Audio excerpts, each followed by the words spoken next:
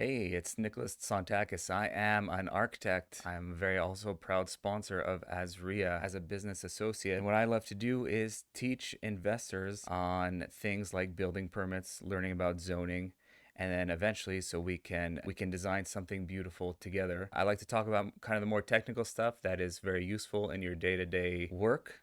But then, really, what we want to get into is the heart of it, creating something beautiful, something lasting, something that we can all be proud of, and something we contributed to this great city of ours, to Phoenix, Scottsdale, whatever city you're in. It's very important, at least to me. And the reason I got into architecture was really about creating something that was more special and something more lasting.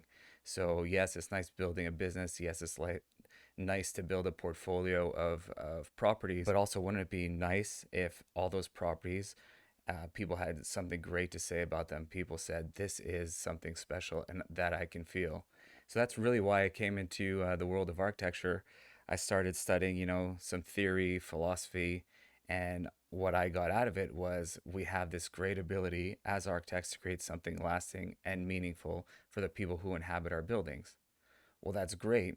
And that sounds wonderful and sexy and awesome. And then you enter into this real world of cities, municipalities, building codes, zoning ordinance. And you're like, what is this? This is not what I signed up for. So really the trick is, or the goal is as an architect, is to understand these things. And then also as you as investors, it'll help you get to where you need to go, and understand why there are things like inspections during building, and why there is certain things in place, certain codes in place, um, so that we could get to really the heart of what we're doing here, which is creating something lasting, beautiful, memorable. So building codes really just started as a means of for public safety. So every time you hear stuff about the government, it's about health, safety, welfare. Well, building codes are come stem from that mentality that the government has to step in buildings so that people don't basically die in these buildings that we're creating. Because it did happen in a theater. There was a fire and the doors all swung inwards. So when everyone panicked, you have hundreds of people packed in a room, fire, everyone wants to get out, panicking, doors open inwards, everyone dies. And you're like, whoa, that's bad, right? And no one was really responsible. No one really thought of it that way. They just said, well, here's a nice, beautiful theater. They probably focus a little bit on acoustics, they focus on the experience. But hey, there's a lot of people in this place, probably want to get them out safely if something crazy were to happen. So that's kind of the birthplace of building codes, and why, if you notice, public buildings, certain occupancies and occupant loads, which you don't have to know too well. If they're lower occupant loads, which means less people allowed per fire marshal in a building, well, they may not require doors that swing out, but almost every single commercial building you will enter, you'll notice that the doors swing out. And that's the reason. And those doors have panic hardware. Well, the reason is they need to be able to easily openable in case of some sort of emergency. So that's kind of the birthplace of building codes. Any city, pretty much in the United States, will have them, and they're all based on model building codes. So there's something called the International Building Code, and then there's also International Plumbing Code, Electrical Code, all Energy Conservation Code, all different codes. They're called model building codes, and most cities adopt the model building codes and make their own amendments. So that's really where it comes from, and different cities, different places have different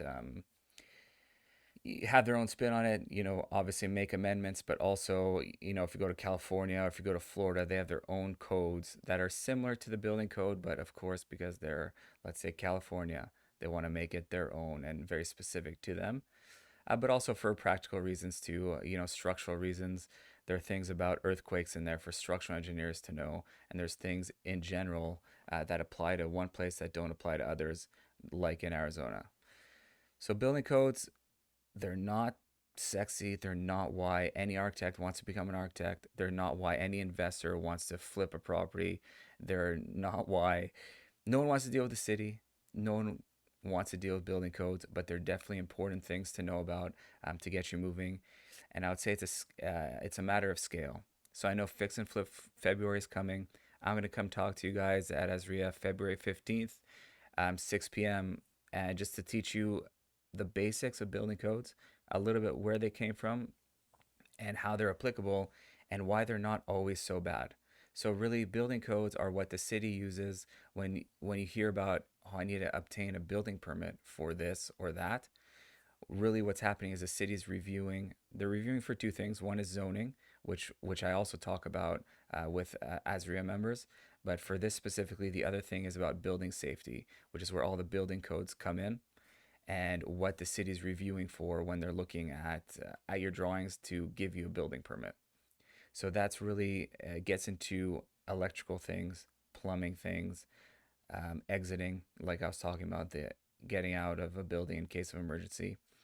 And the main distinction for, I think, fix and flippers, one thing to know, especially if you're dealing with single family properties and up to duplex, the codes that are governing is the IRC, International Residential Code, and those are less stringent than the IBC, which is the International Building Code, and typically because you're talking about less people. So single family, you don't need an exit from, you don't need more than one main exit from the building, which is the front door. Yes, you need emergency escape and rescue opening in all the bedrooms. Most people know that, and that's a code thing. They govern, how high a window would need to be off the ground, or and how big an opening needs to be just in case of emergency, or in case the fire department comes and has to get somebody out of a window. There's ways for that to happen. Also, they govern things like size of windows for natural light, ventilation, things like that. For, again, safety, sometimes it's about health. If you have an enclosed building with no fresh air, that could get pretty stale, but also could lead to sickness and all these things. So it's important that those are put in some sort of code, and that the city has something to review. But also, it's good for you as an investor to, one, understand, but also to obtain building permits. Once you get those permits, and they're not always super scary, but what happens is an inspector will come out and look at the work that's being done, ensuring that it's to code. And all that really means is that it's safe for the next person who's going to live in here. For you, from a practical perspective, specifically for fix and flippers, it helps protect you. In the future, you sell this building to someone. If something was not built correctly, it's either going to be fall on the builder. So if you hired a general contractor who carries some sort of liability, or the subtrade who has some sort of liability, or it just falls on the owner. So if you said, hey, I want to blow through this, and it's definitely a question of scale. We're talking single family right now. You want to blow through this project, get it done as fast as possible, don't care who does the work, and no one's really accepting responsibility. Well, you as the owner, which is, you may or may not have heard this term, but it's something you're allowed to do when it's your primary residence. You're allowed to be an owner builder, which means you hired all the trades, and you don't need a licensed general contractor to perform the work. Well, what the city will make you sign things and acknowledge certain items that you're saying, I'm going to hire licensed people. You're also saying that you don't really intend on selling the property. So there's some scariness in that also, when you're signing, like for example in City of Scottsdale, you could be an owner builder if it's your house and you don't intend on selling in 2 years. Obviously, there's some gray there. If you didn't plan on it and then you sold it, yeah, of course things like that can happen.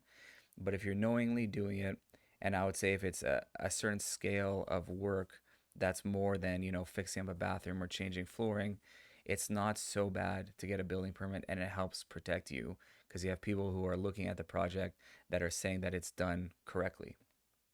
So, as an example, there was a general contractor called me, I don't know, a few months ago, and he said, well, we have this issue with this house. I'm like, okay. And he's like, the new homeowners moved in. They bought it from someone who flipped the property, but all the work is done incorrectly. I'm like, what do you mean all the work? So they had done some larger scale addition, raised some walls, redone a lot of electrical, redid the AC, all these things, never got anything permitted, hid pipes in the walls, hid electrical, everything was hidden. But then the second this general contractor started opening things up, he noticed a lot of mistakes. So in the end, the general contractor estimated for the new homeowner, who was presumably going after the person who sold it, the flipper, for about $200,000. And hopefully that's, not more than the profit the flipper made on the property, but it could very well be profit all gone, house, and then money out of pocket because you decided you didn't want to get a building permit. And that stuff is, it happens.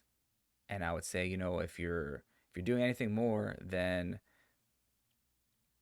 cosmetic work, getting a permit, really not so bad. I'll give you an example too of a project I just recently worked on.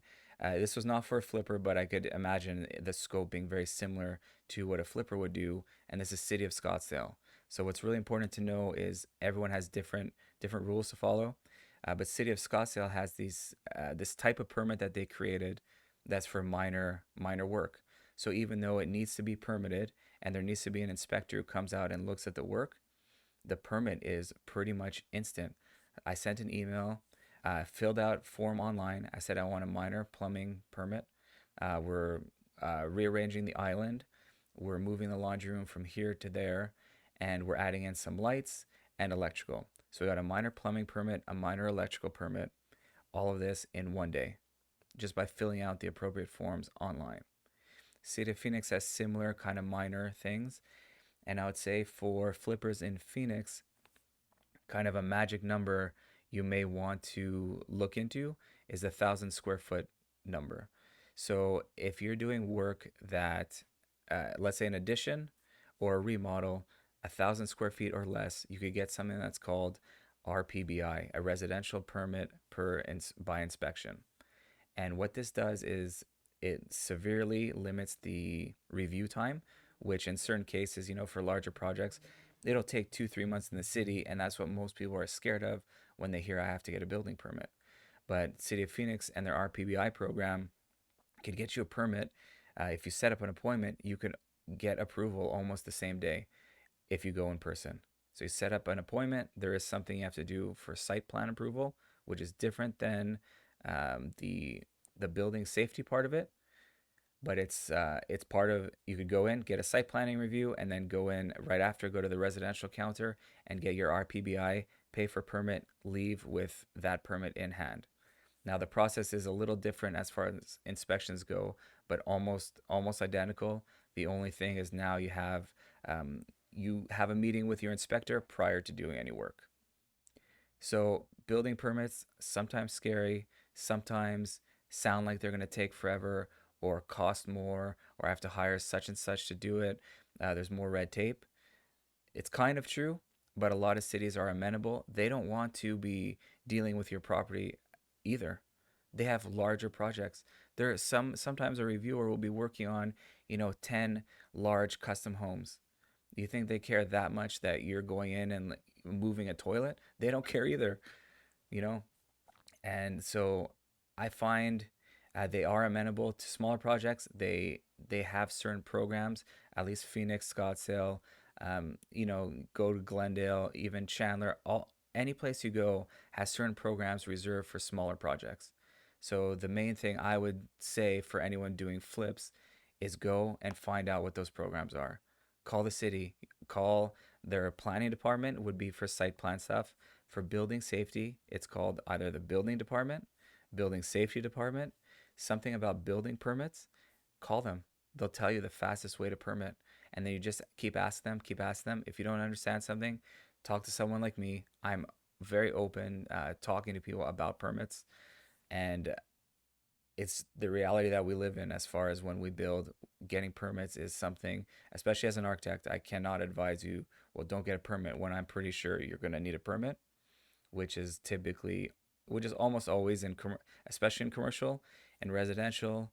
Usually it's if you're moving plumbing, if you're moving the air conditioning, if you're moving anything structural and anything electrical.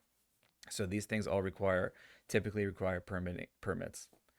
So it's worth calling your city, figuring out what kind of permit, what kind of programs they have for smaller projects.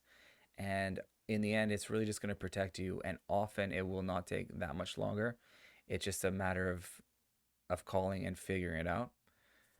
And then again, if you don't know who to call, just call me. I'll deal with it. I didn't become an architect to love because I love building codes, but because I love architecture, I had to learn a lot about building codes. I don't love it, but I do it.